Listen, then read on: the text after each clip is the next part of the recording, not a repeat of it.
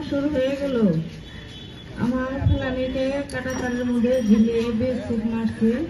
আমি আগে বাবুর বিচার পাইনি, কিন্তু আমি এখনো হাল ছাড়ি নাই, আমি বিচার পাবো। এই যে আমার মেয়ে ফেলানির যদি বিচার হইতো, তাইলে আর কাঁটাতারের মধ্যে কারো মার সন্তান ওইভাবে গুলি খেয়ে মারা যেত না, বা কারো মার সন্তান ওই কাঁটাতারের মধ্যে রক্ত ঝরতো না।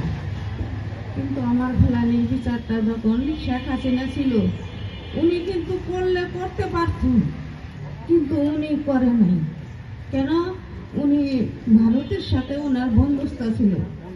কিন্তু এখন আশা করি যে যে সরকারি আসুক, উনি যেন আমার ফেলানির বিচারটা যেন করে।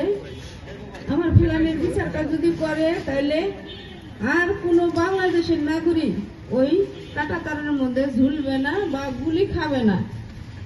তাইলে ভারতের লোক জানবে যেন ফেলানির বিচার হয়েছে, তা আর মারা যাবে না। এখন যে সরকারি আসুক, ওনার কাছে আমার দাবি আমার ফেলানির বিচারটা যেন হয়। আর এই যে শেখ হাসিনা থাকাকালান্তি আমাদেরকে যে আশ্রয়গুলা দিছিল, তার বাস্তবতা কিছুই করে নাই। এখন আমি অসহায়, আমার সংসার আর্থিক অবস্থা নাই, আমার বাচ্চা কাচ্চা আমি খুব কষ্ট করে পড়াশোনা করাইতেছি। কিন্তু যে সরকারি আসুক, ওই সরকার যেন আমার বাচ্চা কাচ্চার দায়িত্ব নেয়। ওনারা যে যে পদে যোগ্যতা হিসেবে যায়, ওনারা যেন সহযোগিতা করে, ওনারা যেন আমার পাশে থাকে। এটাই আমার সরকারের কাছে দাবি। আর এই যে বিশ্ববিদ্যালয়ের ছাত্ররা আমার ছেলের মতো, আমার মেয়ের মতো, তারা সব সময় যেন আমার ফেলানির পাশে থাকো, এটাই তোমাদের কাছে আমার দাবি।